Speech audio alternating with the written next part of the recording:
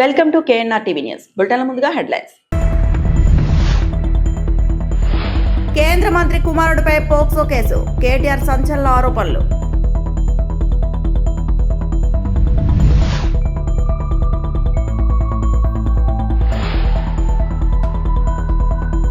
Tirupati special sub జైలుపై హోంమంత్రి అనిత ఆకస్మిక తనిఖీ.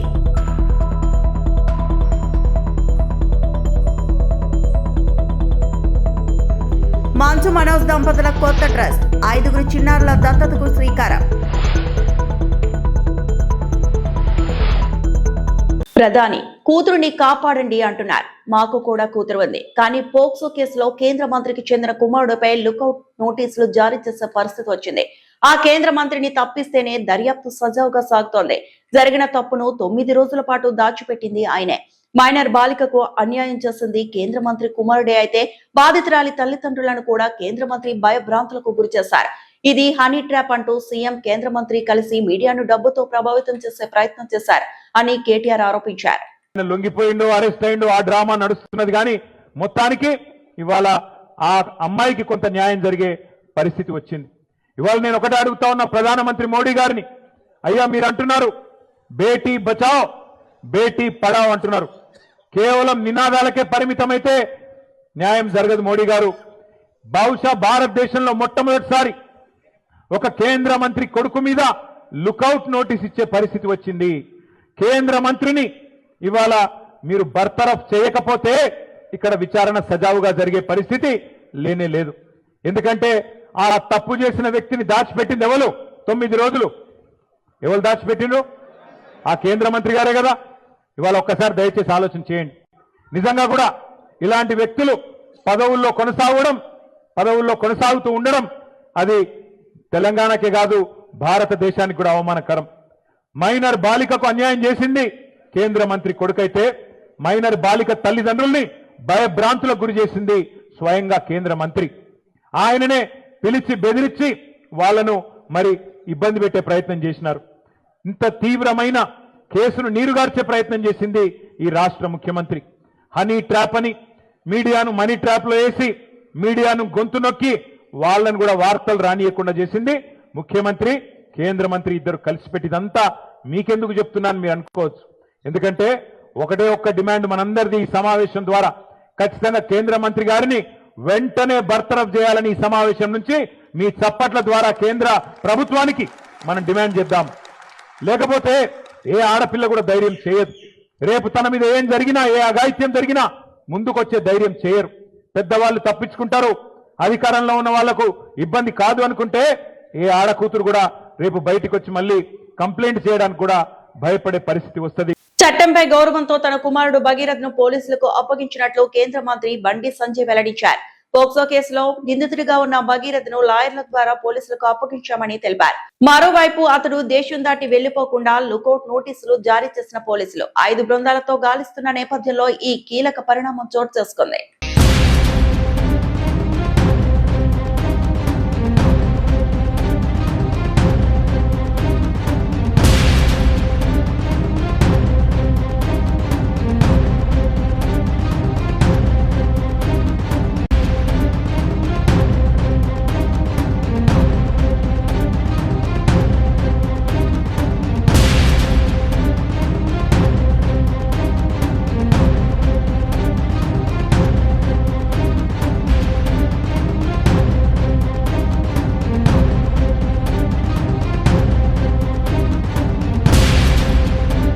తిరుమలకు వచ్చే భక్తుల భద్రత ధ్యేయంగా పోలీస్ శాఖ చర్యలు చేపడుతుందని ఏపీ హోంమంత్రి వంగలపూడి అనిత తెలిపారు.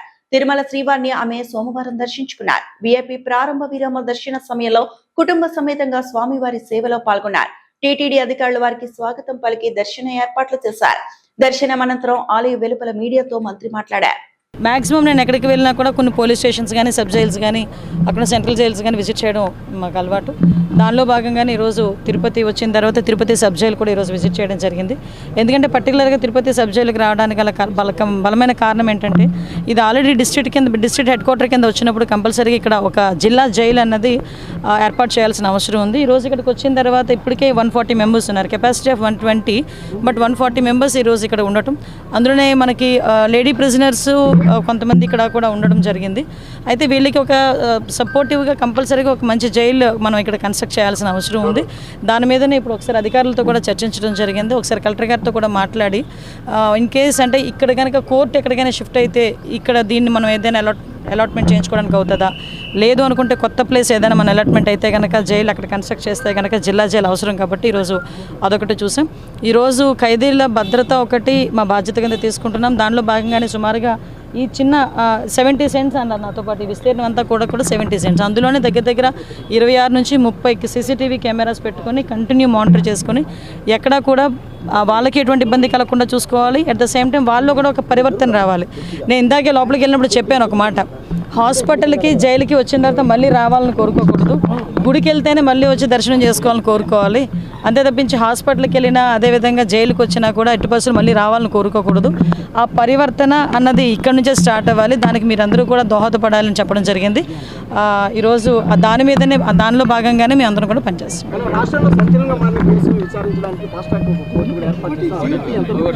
యాక్చువల్గా ఇప్పుడు ఏదైనా సంచలనమైన కేసులు ఉన్నాయనుకోండి, దానికి ఆల్రెడీ ఫాస్ట్ ట్రాక్ కోర్ట్స్ ఉన్నాయి, ఆ కోర్టులు నడుస్తున్నాయి, ఆ కోర్టులో ఎక్కడ ఇబ్బంది లేదు. ఇన్ కేసు అంతకు మించి ఏదైనా ఉన్నాయనుకున్నా కూడా కొత్త స్పెషల్ కోర్టులు ఏర్పాటు చేయడానికి గవర్నమెంట్ సిద్ధంగా ఉంది. జైలు మీద అవగాహన తెలిపించే విధంగా కూడా తెలంగాణలో ఒక సిస్టమ్ తీసుకొచ్చారు. ఆ విధంగా కూడా ఏపీలో కూడా ఏమన్నా తీసుకొచ్చారు అంటే 500 రూపాయలు కట్టి జైల్లో అక్కడ ఉన్నటువంటి వాటిని వివరించే దిశగా కూడా ఇటు తెలంగాణ. యాక్చువల్గా మీకు విషయం ఏంటంటే జైల్స్ అనేవి ఏంటంటే ఒక పరివర్తనకి రావడానికి ఒక మెయిన్ ప్లేసెస్ అండి.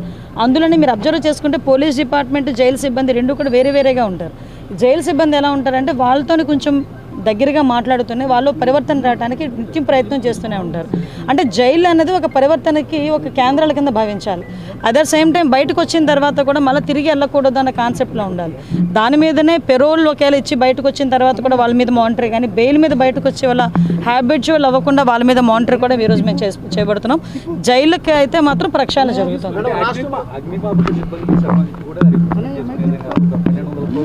అన్నిటికీ ఇప్పుడు జాబ్ క్యాలెండర్ పెట్టాం కదండి, ఇప్పటి వరకు అవన్నీ రిక్రూట్మెంట్ అంతా కూడా ఇప్పుడు జరుగుతుంది. గౌరవ నారా లోకేష్ గారు ఆ రోజు ఆదేశాలు ఇచ్చారు, మనం అందరికీ కూడా ఇన్ఫర్మేషన్ ఇచ్చారు.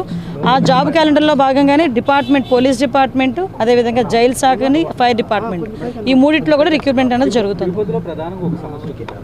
సినీ నటుడు మంచు మనోజ్, ఆయన భార్య భూమా మౌనికారెడ్డి కలిసి యునైట్ ధైర్య సేనా సమితి పేరుతో కొత్త ట్రస్ట్ ను ప్రారంభించారు. ఈ సందర్భంగా తొలి అడుగుగా 5 చిన్నారులలో దత్తత తీసుకుని వారి విద్యాభ్యాస బాధ్యతలను చేపడతామని మంచు మనోజ్ ప్రకటించారు. అందరికీ నమస్కారం. ఈరోజు నాకు ఇక్కడ రావడం చాలా ఆనందంగా ఉంది. మీకు తెలుసు, ఎప్పటి నుంచో మేము సేవా కార్యక్రమాలంటే ముందుంటాం, 10 మందికి ఎప్పుడు ఏ అవసరం ఉన్నా ముందుంటాం.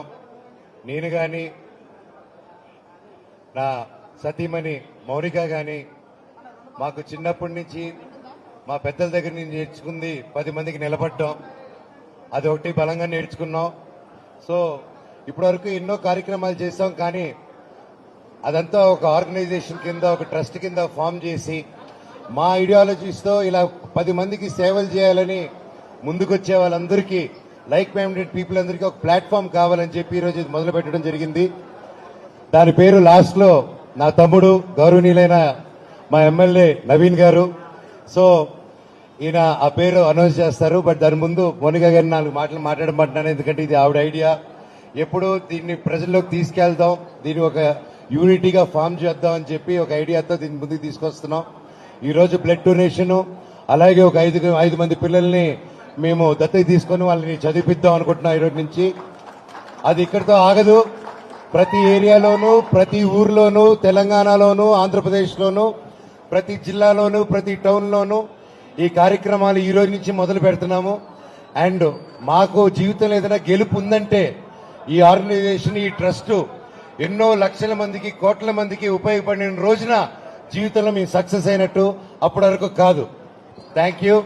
అండ్ నా సతీమణి మౌనికని మాట్లాడమంటున్నాను. మంత్రి నారా లోకేష్ ఆలోచన విధానంతో ప్రభుత్వ పాఠశాలల్లో మంచి ఫలితాలు వచ్చాయని మంత్రి టీజీ భరత్ అన్నారు. కర్నూలు నియోజకవర్గంలోని ప్రభుత్వ పాఠశాలల్లో చదివి 10వ తరగతిలో మంచి మార్కులు తెచ్చుకున్న టాప్ 5 విద్యార్థులకు భరత్ ప్రత్యేక విందు ఏర్పాటు చేశారు. విద్యార్థులతో కలిసి ఆయన భోజనం చేశారు. వారిని అభినందించి నగదు ప్రోత్సాహక బహుమతులను అందించారు. భవిష్యత్తులో ఉన్నత చదువుల్లోనూ ఇలాగే మంచి మార్కులతో రాణించాలని మంత్రి టీజీ భరత్ వారితో చెప్పారు. మంత్రి ఇలా తమను ఇంటికి పిలిచి అభినందించినందుకు చాలా సంతోషంగా ఉందని విద్యార్థులు తెలిపారు. పేరు లిఖిత. నేను డాక్టర్ ఏపీజే అబ్దుల్ కలాం స్కూల్లో 10వ తరగతి వరకు చదివాను. నాకు 10th పబ్లిక్లో 593 మార్క్స్ వచ్చాయి. ఇందుకు నేను చాలా హ్యాపీగా ఉన్నాను. మాకు ఎవరైతే టాప్ 5 ర్యాంకర్స్ ఉన్నారో వాళ్ళందరినీ టీజీ భరత్ సార్ పిలిచి మమ్మల్ని బాగా రిసీవ్ చేసుకొని వారితో పాటు లంచ్కి పిలిచారు. ఇంకా ఫ్యూచర్లో ఏం కావాలని మమ్మల్ని అడిగి తెలుసుకున్నారు. వినుకొండలో హోరెత్తిన డప్పు దరువు. పల్నాడు జిల్లా విశాఖపట్నం మద్దలపాలలో బీజేపీ రాష్ట్ర అధ్యక్షులు పివిఎన్ మాధవ్ క్యాంపు కార్యాలయంలో వేద పండితులు హరీష్ శర్మ ఆధ్వర్యంలో శ్రీ వారాహి అమ్మవారి ప్రత్యేక పూజల గోడ పత్రికను ఆయన చేతుల మీదుగా ఆవిష్కరించారు. ఈ సందర్భంగా హరీష్ శర్మ మాట్లాడుతూ గాజువాక వడ్లపూడి మీ సేవా కేంద్రం ఎదురుగా ఉన్న మైదానంలో జూలై నెల 15వ తేదీ నుండి 24వ తేదీ వరకు ప్రత్యేక పూజలు హోమాలు నిర్వహిస్తున్నట్లు తెలిపారు. పలువురు పీఠాధిపతులు స్వామీజీలు వస్తారని అన్నారు. అందరూ కలిసి వచ్చి పూజలో పాల్గొని అమ్మవారి ఆశీస్సులు పొందాలని కోరారు. ఈ కార్యక్రమంలో రాష్ట్ర కార్యదర్శి సురేంద్ర మోహన్, రాష్ట్ర మీడియా ప్యానలిస్ట్ గాజువాక ఇన్ఛార్జ్ కర్ణం రెడ్డి నరసింగరావు, కృష్ణారెడ్డి, రాజశేఖర్, రామునాయుడు తదితరులు పాల్గొన్నారు.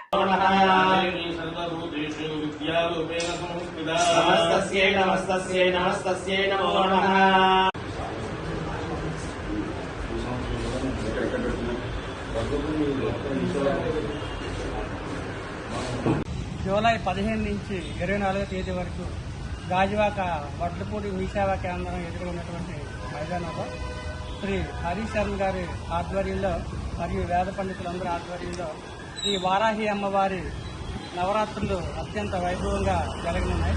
ఆ యొక్క గోడ పత్రికను బీజేపీ రాష్ట్ర అధ్యక్షులు గౌరవనీయులు శ్రీ పివిఎన్ మాధవ్ గారు ఆయన చేతుల మీదుగా ఆవిష్కరించడం జరిగింది. ఈ కార్యక్రమంలో రాష్ట్ర కార్యదర్శి గారు శ్రీ సురేంద్ర మోహన్ గారు, విశ్వ హిందూ పరిషత్ తరఫు నుంచి కృష్ణారెడ్డి గారు, అదేవిధంగా మిగతా వేద పండితులు అందరూ పాల్గొన్నారు. మరి గత ఏడాది కూడా శ్రీ హరీష్ శర్మ గారి ఆధ్వర్యంలో చాలా నిష్టగా మరి ఎంతో మంది భక్తులు వేలాదిగా తరలి వచ్చారు. ఆయన ఆధ్వర్యంలో ఏ పూజ చేసినా సరే చాలా గ్రాండ్గా చేస్తారు. మనకి లంకా మైదానంలో భారీ వినాయకుడి దగ్గర కూడా ఆయన చేతుల మీదుగానే పూజలు కూడా నిర్వహించడం జరుగుతుంది. మరి విశాఖపట్నం జిల్లాలో గొప్ప పేరున్న శ్రీ హరీష్ శర్మ గారి బృందం ఈ యొక్క పూజా కార్యక్రమం నిర్వహిస్తున్నారు. కాబట్టి విశాఖపట్నం జిల్లాతో పాటు ఉత్తరాంధ్ర జిల్లాలో ఉన్న భక్తులందరూ కూడా తరలి వచ్చి మరి అమ్మవారి కృపకు పాత్రలు కావాలని కోరుతున్నారు. శ్రీమాత్రే నమః. శృంగేరి జగద్గురువుల పరిపూర్ణ ఆశీస్సులతో ఈ సంవత్సరం ఆషాఢ మాసంలో జరిగే వారాహి నవరాత్రి ప్రయుక్త అంబికా పంచాయతన మహాయాగ మహోత్సవం తాలూకా యొక్క వాల్ పోస్టర్ అనేది ఈరోజు ఆంధ్రప్రదేశ్ రాష్ట్ర భారతీయ జనతా పార్టీ అధ్యక్షులు పివిఎన్ మాధవ్ గారి చేతుల మీదుగా ఈ యొక్క వాల్ పోస్టర్ ఓపెనింగ్ కార్యక్రమం అనేది నిర్వహించడం జరిగింది. ఈ యొక్క వారాహి నవరాత్రి మహోత్సవాలు ప్రతి సంవత్సరం కూడా మనం వడ్లపూడి ప్రాంతంలో అత్యంత వైభవపేతంగా జరిపించడం జరుగుతుంది. అందులో భాగంగా ఈ సంవత్సరం జూలై 15 నుంచి జూలై 24 వరకు కూడా వారాహి నవరాత్రి ప్రయుక్త అంబికా పంచాయతన యాగ మహోత్సవాన్ని జరిపించటకై మనం సంకల్పించాము. ఈ యొక్క యాగ మహోత్సవానికి అనేక మంది పెద్దలు, వేద విద్వాంసులు, అలాగే పీఠాధిపతులు వీళ్ళందరూ కూడా విచ్చేసి ఆ వారాహి అమ్మవారి యొక్క అనుగ్రహాన్ని, ఆశీస్సుల్ని అందుకుంటున్నారు. అలాగే యావత్ భక్తజనాలందరూ కూడా ఈ యొక్క యాగ మహోత్సవంలో పాల్గొని ఆ అమ్మవారి యొక్క పరిపూర్ణ అనుగ్రహానికి పాత్రలు కాగలని విశాఖ గాజువాక క్రీడల్లో రాణించి అనేక మంది ఉజ్వల భవిష్యత్తు సాధించారని రాష్ట్ర తెలుగుదేశం పార్టీ అధ్యక్షులు, స్థానిక శాసనసభ్యులు పల్లా శ్రీనివాసరావు, శాప్ చైర్మన్ రవి నాయుడు అన్నారు. ఈ మేరకు జీవీఎంసీ 65వ వార్డ్ వికాస్ నగర్ ఇండోర్ స్టేడియంలో గత 3 రోజులుగా నిర్వహిస్తున్న స్పోర్ట్స్ అథారిటీ ఆఫ్ ఆంధ్రప్రదేశ్ చాప్ లీగ్ బాక్సింగ్ జిల్లా 2026 పోటీలు ముగిశాయి. ఈ కార్యక్రమానికి టీడీపీ రాష్ట్ర అధ్యక్షుడు, Gajuwaka MLA Palla Srinivasarao, SAAP chairman Ravi Naidu విచ్చేసి గెలుపొందిన విజేతలకు మెడల్ సర్టిఫికెట్స్ అందజేశారు. ఈ సందర్భంగా వారు మాట్లాడుతూ 16వ తేదీ నుండి 18వ తేదీ వరకు జరిగే ఈ పోటీలకు రాష్ట్ర నలుమూలల నుండి అనేక మంది క్రీడాకారులు వచ్చారన్నారు. క్రీడాకారులను ప్రోత్సహించేందుకు కూటమి ప్రభుత్వం ఎప్పుడూ ముందుంటుందన్నారు. కేంద్ర రాష్ట్ర ప్రభుత్వాల్లో కొలువు తీరాలంటే క్రీడలు ఎంతో దోహదపడతాయని చెప్పారు. ఆత్మవిశ్వాసాన్ని పెంపొందించేందుకు క్రీడలు ఎంతో దోహదపడతాయన్నారు. యువ క్రీడాకారులు జాతీయ, అంతర్జాతీయ స్థాయిలో రాణించి రాష్ట్రానికి మంచి పేరు తీసుకురావాలని ఆకాంక్షించారు. స్పోర్ట్స్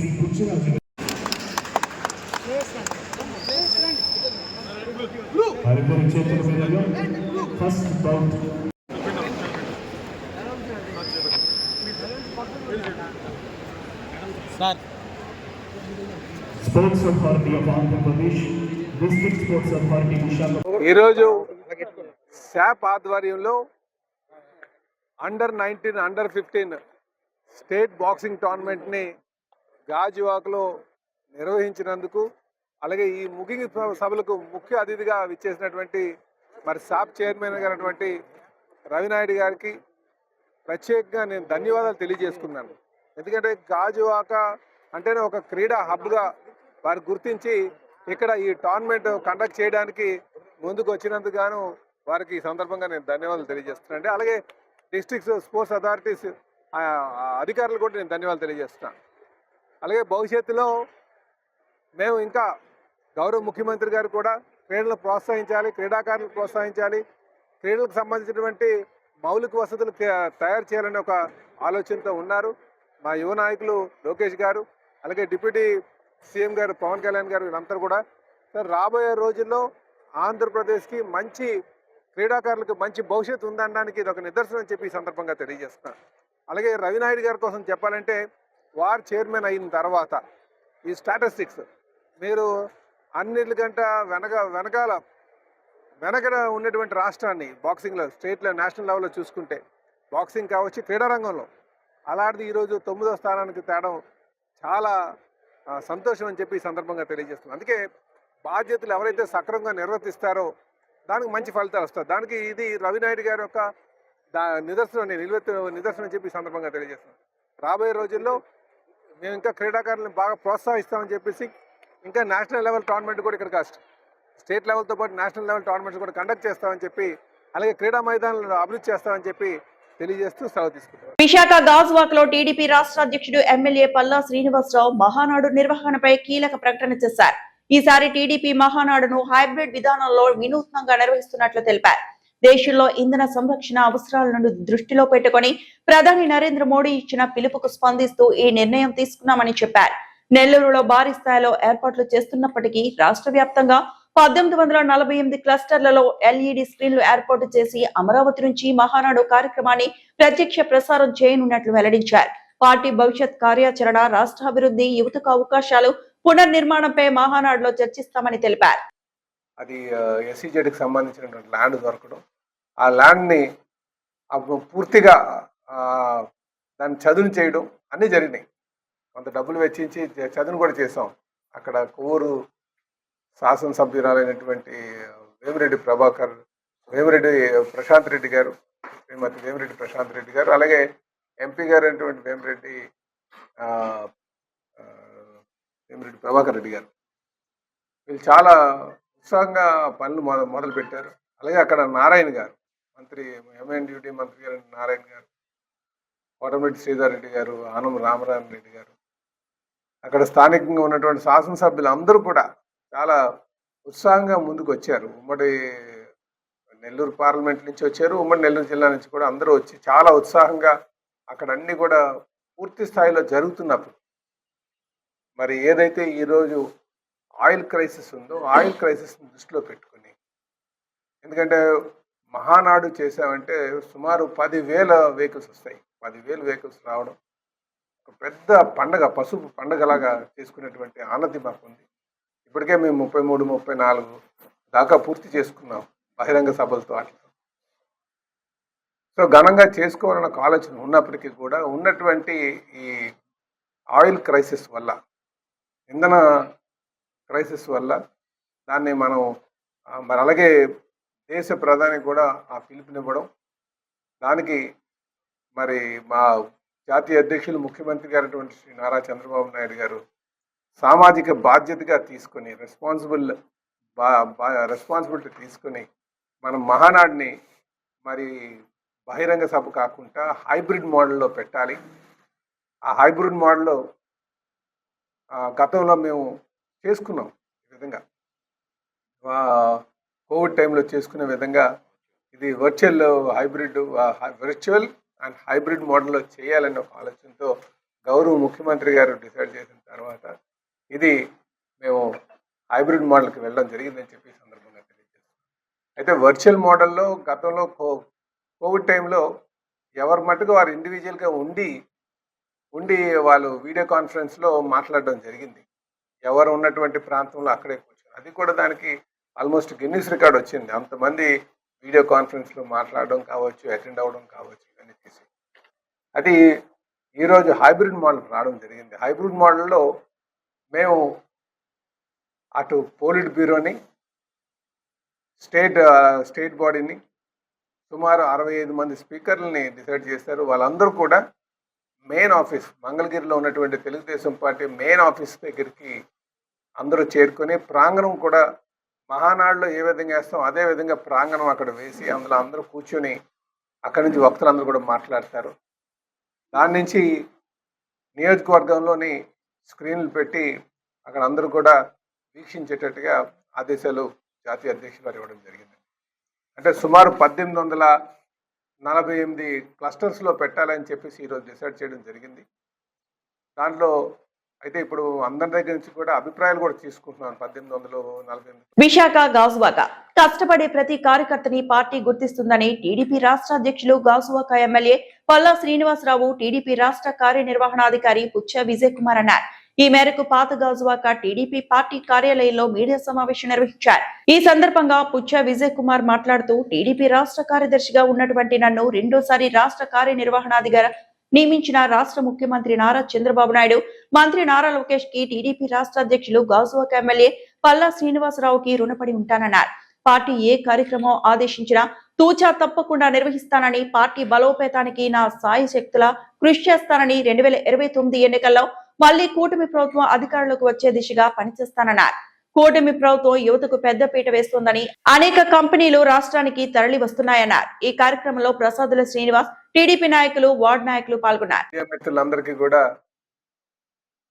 పేరు పేరున నా నమస్కారాలు తెలియజేసుకుంటూ, ఈరోజు గాజువాక నుంచి మరి స్టేట్ బాడీలో రెండోసారి అవకాశం కల్పించినటువంటి సోదరుడు విజయ్ గారికి నేను ప్రత్యేకంగా అభినందనలు తెలుపుతూ,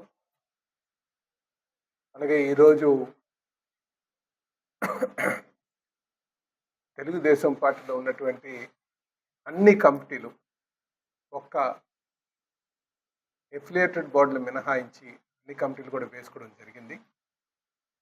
అటు ముందుగా చెప్పుకుంటే పోలిట్ బ్యూరో సంబంధించినటువంటి ఆ కమిటీ అంతా కూడా పూర్తి చేసుకున్నాం. తర్వాత స్టేట్ బాడీ సుమారు 250 మందితో స్టేట్ బాడీ కూడా అనౌన్స్ చేసుకోవడం జరిగింది. అలాగే స్టేట్ బాడీలో ఇంకా కొన్ని ఇంకా నింపాలన్న ఆలోచనలో కూడా ఉన్నాం. ఎందుకంటే కొన్ని ఎక్కడైనా మిస్ అయిపోతే అవన్నీ కూడా, సో ఆ లిస్ట్ కూడా శాసనసభ్యుల దగ్గర నుంచి తీసుకోవడం జరుగుతుంది. ఎవరైతే ఆ కెపాసిటీ ఉందో వాళ్ళందరి దగ్గర నుంచి కూడా అవి కూడా లిస్ట్ తీసుకోవడం జరుగుతుందని చెప్పి తెలియజేస్తున్నాం. దీంతో పాటు జిల్లా లెవెల్లో ఉన్నటువంటి అటు పార్లమెంట్ కమిటీ, పార్లమెంట్ అధ్యక్షులు, ఇన్ఛార్జెస్ కూడా అన్నీ వేయడం జరిగింది. అక్కడ కూడా జిల్లా లెవెల్లో కూడా ఎఫిలియేటెడ్ బాడీస్ మాత్రం ఉండిపోయినాయి. అవి కూడా త్వరలోనే పూర్తి చేస్తామని చెప్పి తెలియజేస్తున్నాం. దీంతో పాటు జోనల్ కోఆర్డినేటర్స్ని కూడా వేయడం జరిగింది. వీటితో పాటు మరి రాష్ట్రంలో ఉన్నటువంటి అన్ని నామినేటెడ్ పదవులు కూడా ఇవ్వడం జరిగింది. ఇంకా కొన్ని ఉన్నాయి, కుల కార్పొరేషన్స్ కొన్ని ఉన్నాయి. అలాగే కొన్ని చైర్మన్ సంబంధించి వివిధ కారణాల వల్ల అవి ఆగిపోయి ఉన్నాయి. ఒక 10-15 ఉంటాయి. ఆ వాటిలో కూడా వాటి కోర్టులో ఉన్నటువంటి విషయాలు కావచ్చు, లేకపోతే అక్కడ ముఖ్యంగా కోర్టులో స్టే తెచ్చినటువంటి కొన్ని ఉన్నాయి. అవి వాటిని కూడా పూర్తి చేసి ఆ హర్డల్స్ అన్ని దాటి కూడా పూర్తి చేస్తామని చెప్పి ఈ సందర్భంగా అయితే మీ ద్వారా నేను పార్టీ నాయకులకు, కార్యకర్తలందరికీ తెలియజేసేది, ఇంతవరకు పార్టీ స్థాపించిన తర్వాత మొదటి 2 సంవత్సరాల్లోనే మ్యాక్సిమం నామినేటెడ్ పదవులు కావచ్చు, అలాగే ఈ స్టేట్ బాడీ పదవులు కావచ్చు, ఇవన్నీ కూడా పూర్తి చేసుకున్నాం. ఆ ఘనత అంతా కూడా మరి మా వర్కింగ్ ప్రెసిడెంట్ గారు అయినటువంటి నేషనల్ వర్కింగ్ ప్రెసిడెంట్ అంటే శ్రీ లోకేష్ గారి యొక్క ఆయన ఆలోచనతోనే పూర్తి అయినాయి అని చెప్పి ఈ సందర్భంగా తెలియజేస్తున్నాను.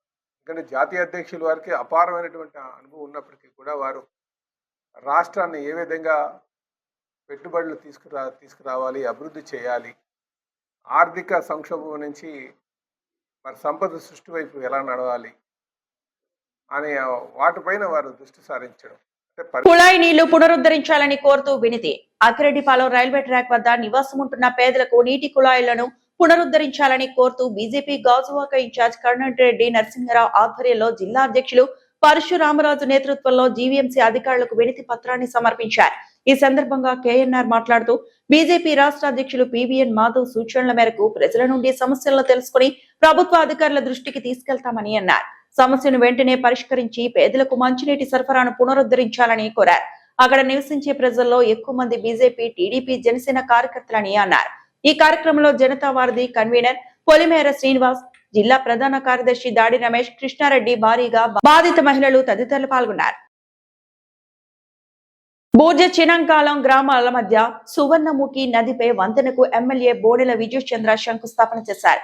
సీతానగరం మండలం బూర్జ చినంకాలం గ్రామాల మధ్య సువర్ణముఖి నదిపై కొత్త వంతెన నిర్మాణానికి ఎమ్మెల్యే బోడెల విజయ్ చంద్ర సోమవారం శంకుస్థాపన చేశారు.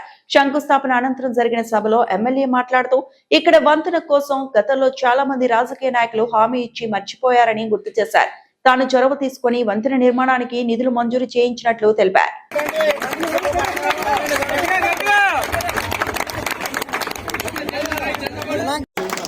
తల్లి, మీ ఊరికి నాకు ఎన్నో సంవత్సరాల అనుబంధం ఉంది. అది తెలియని అనుబంధం. మరి ఈ ఊరికి రూపణాలనేమో తెలియదు. పూర్వం జన్మలో ఎప్పుడు ఏం చేసినా ఈ ఊరికి చేయాలన్న ఆలోచన మీరు చెప్పకపోయినా, మీ నాయకులు అడగకపోయినా ఈ ఊరు అనేది ఖచ్చితంగా గుర్తొస్తుంది నాకు.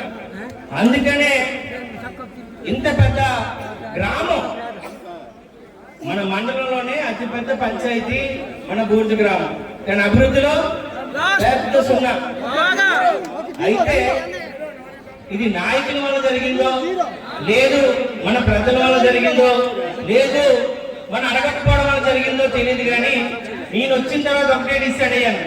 చాలా మంది గుర్తుండే ఉండొచ్చు, బూర్జులో ఉన్న బూర్జుని ఖచ్చితంగా దులుపుతానని. ఎంతమంది గుర్తున్నారు? ఒక్కొక్కటిగా చెప్తున్నా. ఈ ఊరికి బ్రిడ్జ్ ఇవ్వడం అనేది, బ్రిడ్జ్ రావడం అనేది మీ ఊరందరి కదా. 50 సంవత్సరాల నుంచి అడుగుతూనే ఉన్నారు. ప్రతి ఒక్కరు తెస్తామంటున్నారు. ఎలక్షన్లు అయిపోతున్నాయి, మళ్ళీ ఎలక్షన్లు వస్తున్నాయి, మళ్ళీ నాయకులు వస్తారు, మళ్ళీ బ్రిడ్జ్ తీసుకొస్తాం అంటారు. విని విని విని కొంతమంది చనిపోయారు, కొంతమంది అలసిపోయారు, కొంతమంది వస్తాదో రాదో ఎందుకులే వదిలేద్దాం అనుకున్నారు. కానీ నేను ఒకే మాట చెప్పాను ఎలక్షన్ లో, ఇదే రోడ్డు పైన చెప్పా, మీ ఊరికి ఖచ్చితంగా రోడ్లు వేపిస్తాను, మీ ఊరికి ఖచ్చితంగా బ్రిడ్జ్ ఇస్తాను, మీ ఊరికి ఖచ్చితంగా మంచినీళ్ళు ఇస్తాను, మీ ఊరికి ఖచ్చితంగా సీసీ రోడ్లు, డ్రైనేజీలు ఇస్తానని. రోడ్డుకి 50 లక్షలు పెట్టి చేయించాను. ప్రభుత్వం దగ్గర 42 కోట్లు పెట్టి సీతానగరం నుంచి అజ్జాడకి ప్రపోజల్ ఆల్రెడీ వెళ్ళింది. 40 రోజుల్లో లేదు 45 రోజుల్లోనో మన ఊరికి సీతానగరం నుంచి అజ్జాడ వరకు రోడ్డు ఎక్స్టెన్షన్ తో అద్భుతమైన రోడ్డు త్వరలో రాబోతుంది. అది కూడా మన ఊరు నుంచే మనం ప్రారంభించుకుందాం అనే విషయాన్ని మరొకసారి చెప్తున్నాం. ఈ ఊరికి బ్రిడ్జ్ కావాలి, దానికి డబ్బులు కావాలి. రాష్ట్రం దగ్గర డబ్బులు లేవు. పార్వతీపురంలో అడుగుతున్న ఆ ఊరుందా లేదో కూడా తెలియదు. ఇంతకుముందు నాయకులు మన ఊరు పేరు చెప్పుకోవడానికి కూడా సిగ్గుపడేవారు. అసెంబ్లీలో పార్వతీపురం మాట్లాడే వాళ్ళు లేరు. నాయకుల దగ్గరికి వెళ్ళి ఈ ఊరు, ఈ మండలాల గురించి, మన నియోజకవర్గం గురించి మాట్లాడే వాళ్ళు లేరు. గర్వంగా చెప్పుకుంటున్నా, ఈ ఊరు బిడ్డగా, పార్వతీపురంలో పుట్టిన వ్యక్తిగా నేను ఎప్పుడు కూడా గర్వంగా ఫీల్ అవుతా. నేను అమెరికాలో ఉండని, ఇంకో ఊర్లో ఉండని, నేను మాత్రం పార్వతీపురం తాలూకా అని చెప్తాను. ఎందుకంటే ఈ ఊరు పైన అభిమానం, ఈ నియోజకవర్గం పైన అభిమానం. అందుకనే ఈ గ్రామానికి 3 సార్లు టెండర్ పెట్టడం జరిగింది. టెండర్ పెడితే విశాఖ గాజువాక కూటమి ప్రభుత్వంలో ప్రజలు తీవ్ర ఇబ్బందులు పడుతున్నారని గాజువాక వైసీపీ ఇన్ఛార్జ్ తిప్పల దేవన్ రెడ్డి అన్నారు. ఈ మేరకు వైఎస్ఆర్సీపీ పార్టీ అధ్యక్షులు మాజీ ముఖ్యమంత్రి వైఎస్ జగన్మోహన్ రెడ్డి ఆదేశాల మేరకు డీజిల్ పెట్రోల్ ధరల పెంపుపై గాజువాక ఎంఆర్ఓ కార్యాలయం ఆవరణలో నిరసన చేపట్టారు. ఈ సందర్భంగా తిప్పల దేవన్ రెడ్డి మాట్లాడుతూ పెట్రోల్ డీజిల్ ధరలపై రాష్ట్ర ప్రభుత్వం చొరవ తీసుకుని రేట్లు నియంత్రించే విధంగా చర్యలు తీసుకోవాలని డిమాండ్ చేశారు. ఈ కార్యక్రమంలో నియోజకవర్గ స్థాయి నాయకులు, వార్డు కార్పొరేటర్లు, వార్డు అధ్యక్షులు, కార్యకర్తలు అధిక సంఖ్యలో పాల్గొన్నారు.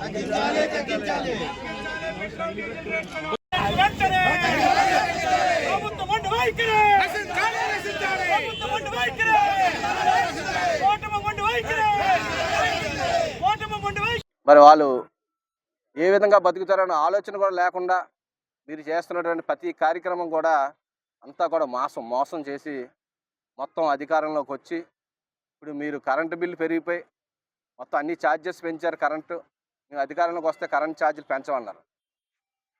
కరెంట్ ఛార్జీలు పెంచి, పెట్రోల్ ధరలు పెంచి, డీజిల్ ధరలు పెంచి, గ్యాస్ ధరలు పెంచి అన్నీ కూడా విపరీతంగా పెంచి ఈ ప్రజలు జీవితాలతో ఆడుకుంటున్నారు. మరి రాబోయే రోజుల్లో మరి అటు రైతులైతే ఇంక చెప్పవసరం లేదు. పంటకి గిట్టుబాటు ధర లేక వాళ్ళు ఇబ్బంది పడుతున్నారు. ఎరువులు లేవు. అంతా కూడా మోసం. ఈ యొక్క కూటమి ప్రభుత్వం అంతా కూడా అబద్ధపు హామీలతోని ఈ యొక్క పబ్లిసిటీ, ఓన్లీ పబ్లిసిటీ స్టంట్ తప్ప ఎక్కడో కూడా ఈ రాష్ట్రంలో అసలు ఏ కార్యక్రమాలు కూడా జరగట్లేదు. ఎవరికి కూడా ఈ యొక్క పథకాలు కానీ ఇవన్నీ పక్కన పెట్టి ఇంకా ఇది కాదు అన్నట్టుగా ఈ యొక్క రేట్లన్నీ కూడా పెంచి ప్రజల్ని ఇబ్బంది పెట్టే కార్యక్రమాలు చేస్తున్నారు. దీని మీద రాష్ట్ర వ్యాప్తంగా వైఎస్ఆర్ కాంగ్రెస్ పార్టీ ఆధ్వర్యంలో ఈరోజు నిరసన కార్యక్రమాలు తెలియజేస్తున్నాం. అందులో భాగంగా గాజువాక నియోజకవర్గంలో మరి ఎంఆర్ఓ ఆఫీస్ ముందు ఈరోజు మెమరాండం ఇవ్వడానికి, అదేవిధంగా ఈ యొక్క సెంటర్లోనే ఏదైతే పాత పోలీస్ స్టేషన్ సెంటర్లో ఈ రాస్తా రోక్ చేస్తాం. మరి ఈ కార్యక్రమానికి ముఖ్య అతిథిగా విచ్చేసినటువంటి గౌరవ పెద్దలు పిఎస్సి సభ్యులు, గౌరవ మాజీ శాసనసభ్యులు తిప్పల నాగిరెడ్డి గారు, అదేవిధంగా వార్డు అధ్యక్షులు, అన్ని విభాగాల ఈ యొక్క అధ్యక్షులు, state committee, district committee, ward committee, volunteer committee అందరూ కూడా ఈ యొక్క నియోజకవర్గ కమిటీ అందరూ కూడా ఈ యొక్క కార్యక్రమంలో పాల్గొన్నందుకు అందరికీ పేరు పేరున నమస్కారాలు. ఈ వార్తలంతటితో సమాప్తం.